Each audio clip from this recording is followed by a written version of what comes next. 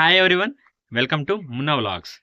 గత 2 రోజుల నుంచి అయితే గరికపాటి నరసింహారావు గారు ఆయన ప్రవచనాల్లో భాగంగా ఎందుకో ఈ ఎడ్యుకేషన్ గురించి అంటే సరిగ్గా స్కూల్ చిల్డ్రన్స్‌కి ఎడ్యుకేట్ చేయట్లేదని ప్రభుత్వానికి చెప్తూ కూడా మధ్యలో ఈ మిడ్ డే మీల్స్ గురించి, అలాగే ఈ మిడ్ డే మీల్‌లో భాగంగా ఈ కోడిగుడ్డు, అలా యూనిఫార్మ్స్, షూస్, బ్యాగ్స్ గురించి చాలా సీరియస్ క్లెయిమ్స్ అయితే చేశారు. మనం ఈ వీడియో మన ఛానల్‌లో ఖచ్చితంగా చెప్పాలి. ఎందుకంటే చాలా ఫ్యాక్ట్స్ అసలు బయటికి రావాలి కాబట్టి. అసలు ఈ మిడ్ డే మీల్ స్కీమ్ ఎందుకు పెడుతున్నారనే ఫస్ట్ రీజన్ వచ్చి అది గవర్నమెంట్ యొక్క రైట్ అండి. రైట్ టు లివ్ చిల్డ్రన్స్‌కి ఖచ్చితంగా ప్రభుత్వానికి మన రాజ్యాంగంలో హక్కుంది. వాళ్ళ ఏజ్‌కి మాల్ న్యూట్రిషన్ అవ్వకుండా కనీసం ఒక్క పూటైనా న్యూట్రిషియస్ ఫుడ్ ఇవ్వాలనేది అది ప్రభుత్వం యొక్క బాధ్యత.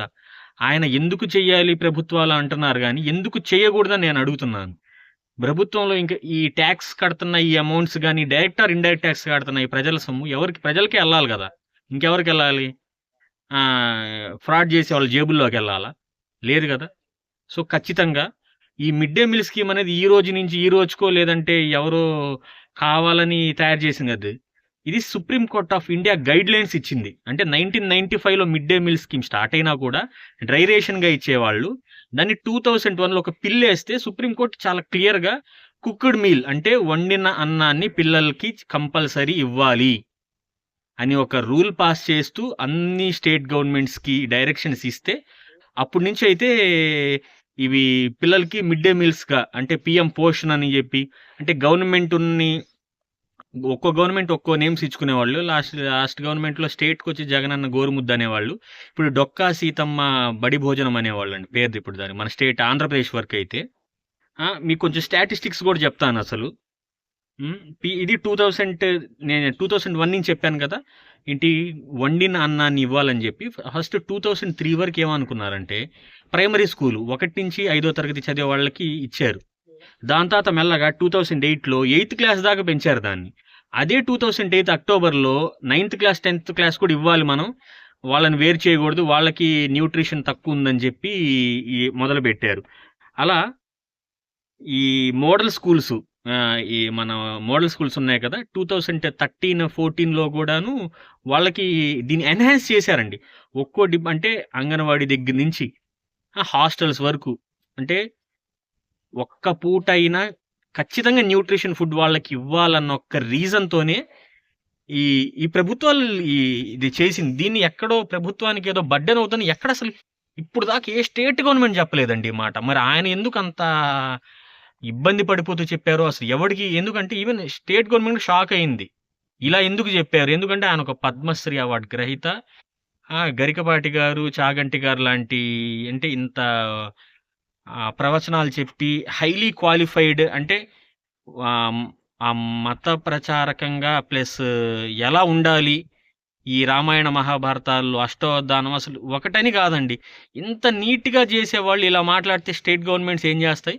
యాక్చువల్లీ స్టేట్ గవర్నమెంట్‌కి ఆయన చురకలు అంటించారని అందరూ అనుకున్నా కూడా ఎక్కువగా ఫీల్ అయింది మట్టుకు నార్మల్ పీపులేనండి. చాలా ఎక్కువగా హర్ట్ అయ్యారు అసలు ఆయన మాటలు. కోడిగుడ్డు ఏంటి అంటాను. కోడిగుడ్డు మీకు తెలుసో లేదో ప్రైమరీ స్కూల్ దాకా చదివే వాళ్ళకి 12 గ్రామ్స్ ఆఫ్ ప్రోటీన్ కావాలి. ఎక్కడి నుంచి వస్తది ఆ 12 గ్రామ్స్ ఆఫ్ ప్రోటీన్? వాళ్ళ ఇంట్లో ఆ మాత్రం ఉందా? స్కూల్లో ప్రభుత్వానికి ఆ బాధ్యత ఉంది కాబట్టి, అది గుడ్డు నుంచి ఎక్కువగా వస్తుంది కాబట్టి అది ఇస్తున్నారు. నెక్స్ట్ 20 గ్రామ్స్ ఆఫ్ ప్రోటీన్ ఎవరికి? ఈ అప్పర్ ప్రైమరీ, హై స్కూల్ పిల్లలకి 20 గ్రామ్స్ ఆఫ్ ప్రోటీన్ కావాలి. అందుకే 5 డేస్ వీక్‌లో 5 డేస్ ఎగ్స్ ఇస్తున్నారు. ఇది సరిపోక అదనంగా చిక్కీ కూడా ఇస్తున్నారు. గ్రౌండ్ నట్స్‌లో చాలా ఎక్కువ ఉంటది ప్రోటీను. అది ఏం చేశారు? రోజు మార్చి రోజు అంటే వీక్లీ 3 టైమ్స్ చిక్కీ ఇస్తున్నారు. వీక్లీ 5 టైమ్స్ ఎగ్స్ ఇస్తున్నారు.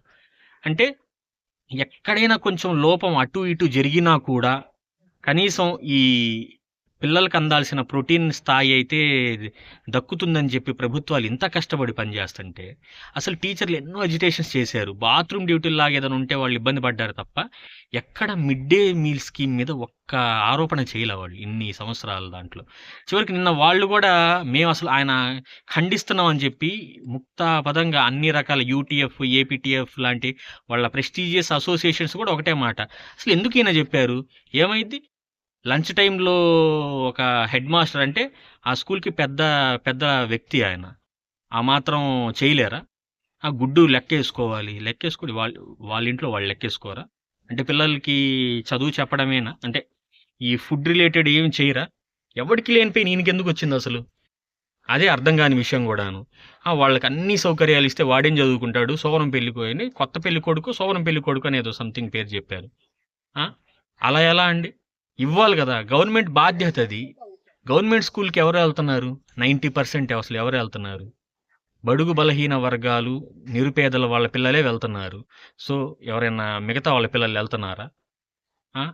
ఇస్తున్నా అంటే బుక్స్ గూడా ఎందుకివ్వాలి అనే స్థాయిలో క్వెషన్స్ వచ్చాయంటే, దేశం ఎటువైపు నుంచి ఎళ్తుందనేది. అది మనం ఆలోచించుకోవాల్సిన ఇప్పుడు విషయం. అంటే ఫ్రీబీస్ మట్టుకు ఎవరెవరికో ఇవ్వచ్చు. అంటే పిల్లలకి ఇయగూడదు. అంటే ఏంటి పిల్లలకి ఓటు లేదనా? ఇంక అలాగే అనాల్సొచ్చే స్థాయికి ఆయన మాటలు వచ్చాయి. మాల్ న్యూట్రిషన్ అనే ఒక సంగతి మీకు తెలుసో లేదో భారతదేశంలో ఉన్న పిల్లలకి చాలా ఎక్కువుందండి. 18% of the people mall nutrition అంటే తక్కువ దానివల్ల హైట్ పెరగరు. అండర్ వెయిట్ ఉంటారు. ఆ! ఇంత ఇబ్బంది పడుతూ ప్రభుత్వాలు కోట్లు ఖర్చు పెట్టి మీ ఫుడ్ మీద ప్రోగ్రామ్స్ చేస్తుంటే, చివరికి ఆయన చెప్పిన మాటది. మీకు తెలుసో లేదో హంగర్ ఇండెక్స్ అని ఒకటుందండి. World hunger index. 123 కంట్రీస్ ర్యాంకింగ్స్‌లో మనది 102 అస్ మీకు చెప్తాను అది చూసి. కరెక్ట్‌గా చెప్పాలిగా. 102 ర్యాంక్. 123 కంట్రీస్‌లో మనకి 102 ర్యాంక్ అండి. అంటే ఎంత దరిద్రమైన స్టేజ్‌లో ఇండియా ఉందో మీరు అర్థం జేసుకోవచ్చు. దీన్ని అక్కం చేసి ఎలాగైనా మనం రావాలిరా దేవుడా అని ప్రభుత్వాలు ఆలోచిస్తుంటే, వీళ్ళు చెప్తున్న ఈ ప్రవచనాల్లో చెప్పే మాటలైతే ఇవి. దానికి ఆయన చెప్తున్నప్పుడు అక్కడ చప్పట్లు కొట్టిన వాళ్ళనేమనాలో? ఆ! క చివరికి ఏపీ స్టేట్ ఫుడ్ కమిషనర్ ఆయన గూడా చాలా రెస్పాండ్ అయ్యారు. ఫ్యాక్ట్స్ తెలుసుకొని మాట్లాడాలనండ్రి. మన మన వర్క్ చేసే దాంట్లోనూ మనకు తెలిసిన నాలెడ్జ్‌లో మనం హైలీ పండితులవ్వచ్చు గానీ, అన్నిట్లో వేలు పెట్టి, అన్నిట్లో మనం ఏదో చేసేయాల్సిన చాలా తప్పండది. పిల్లల నోటికాడ కూడు దగ్గర రాజకీయం అనేది దానంత చండాలమైనది నాకు తెలిసినంత వరకు ఇంకోటి లేదు. ఆయన తెలిసన్నా తెలియకపోయినా ఆయన చెప్పారు కదా! నా వీడియోలు ఉభయ తెలుగు రాష్ట్రాల్లో పెద్దలందరూ చూస్తారని. ఆయన వీడియో ప్రకారంగానే ఒక క్షమాపణ వదిలితే చాలా బాగుంటుంది. హుందాగా గూడా ఉంటుంది. మన ఛానెల్ నుంచి ఫ్యాక్ట్స్ చెప్పాలి కాబట్టి, మన ఛానెల్‌లో ఈ వీడియో రావాలి గాబట్టి, అందరూ తెలుసుకోవాలి గాబట్టి, ఈ వీడియోని మీ అందరి కోసం వదులుతున్నాను. వీడియో మీకు నచ్చితే లైక్ చేయండి, షేర్ చేయండి. అలాగే మీ ఫ్రెండ్స్ అండ్ ఫ్యామిలీకి కూడా ఈ వీడియోని మన ఛానెల్ సబ్స్క్రైబ్ చేయమని చెప్పండి.